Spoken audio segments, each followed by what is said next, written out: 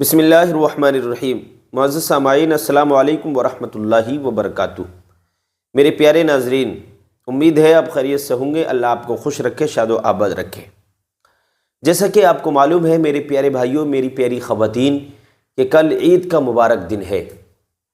یہ قابل مبارکباد ہیں وہ لوگ کہ جنہوں نے رمضان شریف کے مہینے کے روزے رکھے اور پورے روزے رکھے، وہ قابل مبارکباد ہیں، وہ خوشیوں کے لائق ہیں، اور ان کے حصے میں بہت خوشیاں آئیں گی اور بہت ثواب ان کو حاصل ہوگا۔ اللہ کی رحمتیں، برکتیں بہت ان کے دامن میں آئیں گی۔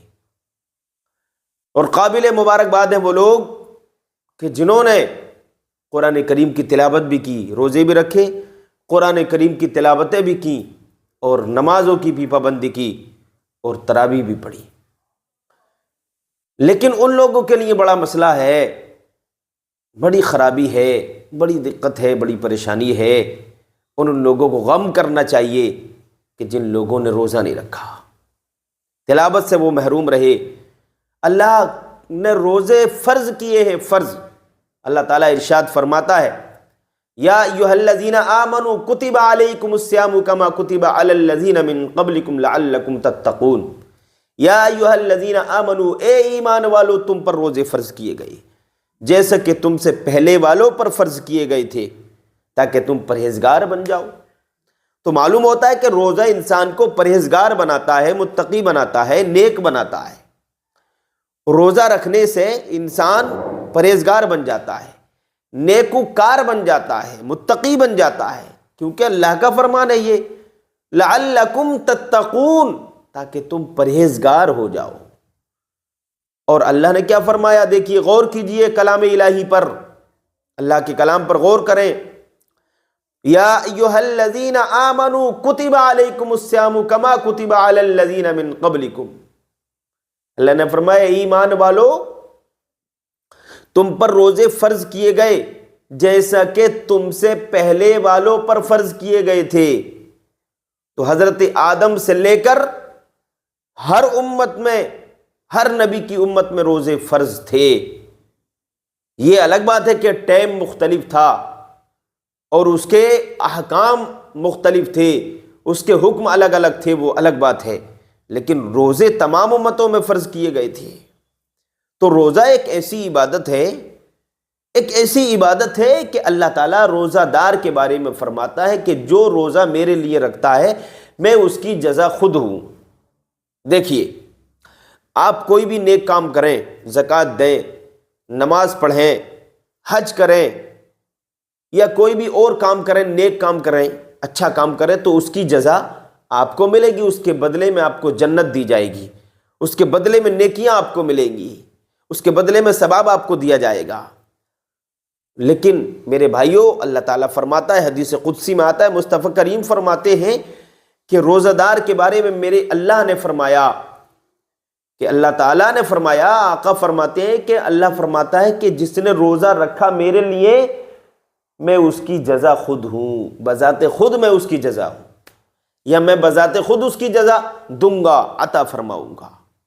تو بندے کے درمیان اور اللہ کے درمیان، وہ بندہ جس نے روزہ رکھا، اس کے درمیان اور اللہ کے درمیان بیچ میں کوئی رابطہ اور وسیلہ واسطہ نہیں ہوگا، ڈائریکٹ ہی روزہ دار کو اللہ تعالیٰ جزا عطا فرما دے گا۔ یہ روزہ دار کی اہمیت ہے، اور یہ اس کا مقام ہے روزہ دار کا، یہ رسول اللہ نے ہم کو مقام بتایا۔ تو میرے پیارے عزیز ساتھیوں، تو میں عرض کر رہا تھا کہ ان کے لیے بڑی کامیابی ہے، بڑی خوشخبری ہے، بڑی مبارکباد ہے کہ جنہوں نے رمضان کے پورے روزے رکھے اور قرآن بھی پڑھا اور تراویح بھی پڑھی۔ اور وہ لوگ کہ جنہوں نے نہیں رکھے، ان کی عید کیسی، ان کی خوشی کیسی؟ ان کے لیے بارے میں تو فرمایا گیا کہ روزہ اگر جان بوجھ کے چھوڑا ہے تو پھر جہنم تیار ہے، اللہ کا عذاب تیار ہے مرنے کے بعد۔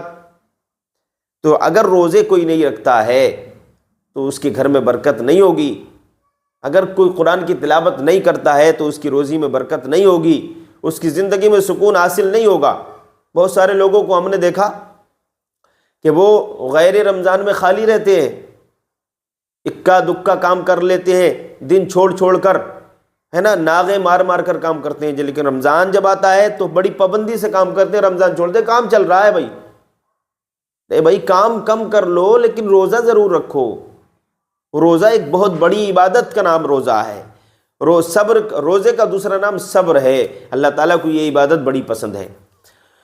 اب بات یہ رہی، اس پر مجھے بات کرنا ہے کہ جن لوگوں نے نہیں رکھا ان کے لیے بچت کا کیا خانہ ہے. تو وہ لوگ یہ کام کریں گے کہ اللہ کی بارگاہ میں وہ روئیں، گڑ گڑائیں، اپنے گناہوں کی معافی مانگیں اور آئندہ رکھنے کا عہد کریں، اور جو روزے چھوڑ دیے ہیں ان کی قضا کریں. یہ اللہ کی بارگاہ میں پکا وعدہ کریں. سچی توبہ کر لیں. آج سورج غروب ہونے سے پہلے آج چاند رات ہے، آج روزے پورے ہو جائیں گے، کل عید آ جائے گی. تو آج روزہ افطار کرنے سے پہلے یہ دعا مانگ لیں. آپ مسجد میں جا کر سجدے میں گر جائیے، سجدے میں اپنے سر کو رکھ دیجئے اور اللہ کی بارگاہ میں روئیں، گڑ گڑائیں، اپنے گناہوں کی معافی مانگیں، اپنے گناہوں پر شرمندہ ہوں اور آئندہ نہ چھوڑنے کا پکا عہد کریں، پکا وعدہ کریں کہ جو اے پروردگار میرے روزے چھوٹ گئے ہیں مجھے معاف کر دے، میں نے جان بوجھ کر روزے چھوڑے ہیں، اب میں ان کی قضا کر لوں گا بعد میں، اور آئندہ رکھنے کا پکا وعدہ کریں. اللہ جو اب مہینہ مجھے نصیب ہوگا تیرے کرم سے، تیرے فضل سے، میں اس کے روزے ضرور رکھوں گا. یہ اللہ اپنے حبیب پاک کے صدقے میں اور نماز عید الفطر کے صدقے میں میرے گناہوں کو معاف فرما دے. تو اللہ بڑا کریم ہے، بڑا رحیم ہے، گناہوں کو معاف کرنے والا ہے. آپ گناہوں کی معافی مانگیں. اب میں یہ بتانا چاہتا ہوں آپ کو اپنے ویڈیو کے مادھیم سے کہ جب عید کا دن نصیب ہوتا ہے، عید کا دن آتا ہے، تو آقا فرماتے ہیں، حضرت ابن عباس رضی اللہ تعالی عنہ اس حدیث پاک کے راوی ہیں، وہ بیان فرماتے ہیں مصطفیٰ کریم نے فرمایا کہ جمعے کے دن اور یعنی شب جمعہ اور جمعے کے دن، عید اور بقرہ عید کے دن، یوم عاشوراء کے دن، شب برات کی رات، روحیں اپنے اپنے گھروں کو واپس آتی ہیں.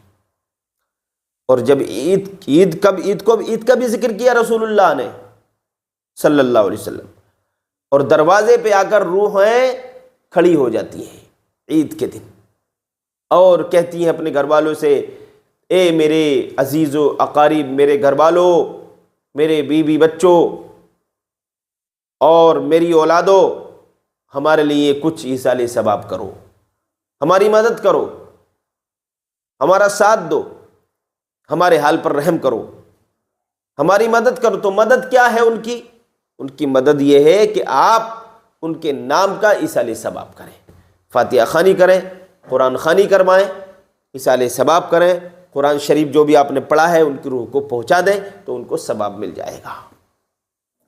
تو یہ ہوا. اب دوسری بات یہ ہے، ایک حدیث میں اور سناتا ہوں آپ کو. آقا کریم صلی اللہ تعالی علیہ وسلم جلوہ افروز ہیں، سرکار تشریف فرما ہے. حضرت سعد بن عبادہ رضی اللہ تعالیٰ عنہ آقا کی بارگاہ میں حاضر ہو گئے، عرض کرنے لگے، یا رسول اللہ میری ماں کا انتقال ہو گیا ہے، میری ماں دنیا سے رخصت ہو گئی ہے، یا رسول اللہ میں اپنے ماں کے نام کا صدقہ کرنا چاہتا ہوں، صدقہ جاریہ، تو میں کون سا صدقہ کروں، میری سمجھ میں نہیں آ رہا ہے. تو اللہ کے نبی صلی اللہ تعالی علیہ وسلم نے ارشاد فرمایا کہ سعد بن عبادہ تم ایک کام یہ کرو کہ اپنی ماں کے نام کا راستے میں کنواں کھدوا دو. تو انہوں نے اپنی والدہ مرحومہ کے نام کا ایک کنواں کھدوا دیا، لوگ اس سے پانی پیتے رہے، ان کی ماں کو ثواب ملتا رہا. وہ تھا صدقہ جاریہ. دیکھیے، میت کو جو انتقال کر جاتے ہیں وہ ساری چیزیں چھوڑ جاتے ہیں، جو صدقہ کیا جاتا ہے صدقہ جاریہ، یعنی میت مرنے والے نے اپنی زندگی میں صدقہ جاریہ کر کے وہ گیا ہے تو اس کا ثواب ان کو ملتا رہتا ہے مرنے کے بعد بھی. تو پہلے تو میں آپ سے یہی کہوں گا کہ جیتے جی کوئی ایسا کام کر جائیے، صدقہ جاریہ کر جائیے، تاکہ زندگی کی جب شام ہو جائے اس کے بعد بھی آپ کا کام، آپ کے نامہ اعمال میں نیکیاں لکھی جاتی رہیں، آپ کو ثواب ملتا جاتا رہے، ملتا رہے. ایسا کام کریں، صدقہ جاریہ ہے نا. علم نافع، اور نیک اولاد ہے، یہ تین چیزیں مرنے کے بعد بھی مرنے والے کے کام آتی ہیں۔ کون کون سی؟ صدقہ جاریہ اور علم نافع اور نیک اولاد۔ اگر نیک اولاد ہے تو اس کے نام کا اصلاح ثواب کرے گی، قرآن خوانی کرے گی، قرآن شریف پڑھ کے اس کی روح کو پہنچائے گی، بخشے گی تو ثواب ملے گا۔ یہی مطلب حدیث پاک کا ہے۔ اور اگر نیک اولاد ہے، حدیث پاک میں نیک اولاد کا کیوں ذکر ہوا؟ کیونکہ اولاد نیک ہوگی تبھی اپنے والد والدہ کے نام کا اصلاح ثواب کرے گی، ان کی قبر پہ جا کر کے فاتحہ پڑھے گی، ان کے نام کی فاتحہ خوانی کرے گی۔ اور اگر نیک اولاد نہیں ہوگی تو وہ تو قرآن پڑھی ہوئی نہیں ہے، نمازوں کے قریب نہیں، قرآن کے قریب نہیں، انسانیت کے قریب نہیں، ایمان والوں کے قریب نہیں، دین کے قریب نہیں، دینداری کے قریب نہیں، اچھی لوگوں کے صحبت کے قریب نہیں، تو وہ کیا اصلاح ثواب کریں گے؟ تو تین چیزوں کا فائدہ مرنے والے کو ملتا رہتا ہے: صدقہ جاریہ، علم نافع اور نیک اولاد۔ تو حضرت سعد نے اپنی ماں کے نام کا کنواں کھدوایا، لوگ اس سے پانی پیتے رہے، ان کی ماں کو ثواب ملتا رہا۔ اس کنویں پہ لکھوا دیا گیا یہ کنواں حضرت سعد کی ماں کے نام کا ہے۔ یہ یہاں سے معلوم ہوا کہ صدقہ جاریہ کرنا یہ حدیث پاک سے ثابت ہے۔ تو میرے پیارے عزیز ساتھیوں، آپ ان باتوں کا خیال رکھیں۔ عید آنے والی ہے، اپنے مردوں کو نہ بھولیں، ان کے نام کا اصلاح ثواب ضرور کریں، قبرستان جائیں، فاتحہ خوانی کریں، جو بھی آپ کو یاد ہو وہ وہاں پڑھ لیں۔ آپ قرآن شریف میں سے جو بھی آپ کو یاد ہے، کلمہ شریف پڑھیے۔ کلمہ شریف تو میں ویسے ہی بتا رہا ہوں آپ کو، قرآن شریف میں سے بھی کوئی سورت پڑھ سکتے ہیں، جیسے کہ الحمد شریف پڑھ لیں، قل هو اللہ شریف پڑھ لیں، سورہ مزمل، سورہ مدثر، سورہ یاسین، کوئی سی بھی سورۃ الکوثر پڑھ لیں، سورہ واقعہ، سورہ یاسین، جو بھی، سورہ بقرہ، سورہ نساء، سورۃ المائدہ، جو بھی سورت آپ کو یاد ہو قرآن میں سے، جو بھی آپ کو یاد ہے وہ پڑھیں۔ اول آخر درود شریف پڑھ لیں، کلمہ شریف پڑھ لیں، دعا استغفار کریں، پڑھنے کے بعد ان کی روح کو اصلاح ثواب کر دیں، انشاءاللہ تعالی روحوں کو سکون مل جائے گا۔ ان کی قبروں میں اگر ان کو سختی ہو رہی ہوگی، وہ عذاب میں گرفتار، عذاب الہی میں اگر گرفتار ہوں گے، تو اللہ تعالیٰ قرآن کریم کے صدقے میں اور عید الفطر کے صدقے میں ان کے گناہوں کو مٹا دے گا، ان کے گناہوں کو معاف کر دے گا، ان کے تمام تر سیئات کو، تمام تر گناہوں کو نیکیوں میں تبدیل فرما دے گا۔ بڑا کریم ہے اللہ، دعا مانگو اللہ کی بارگاہ۔